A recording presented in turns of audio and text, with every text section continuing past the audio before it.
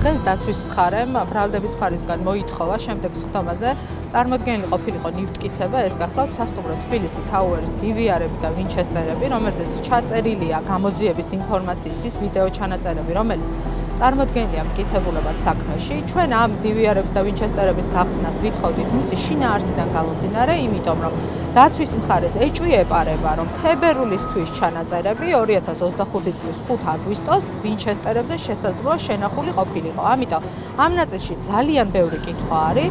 გარდა ამისა, ჩვენ გვაქვს წარმოდგენილი მტკიცებულებები იმის შესახებ, რომ ამ ვინჩესტერებზე თუ კი იყო ასეთი ინფორმაცია, ეს ვიდეო ჩანაწერები მოპოვებულია სასამართლოს შესაბამისი ნებართვის გარეშე.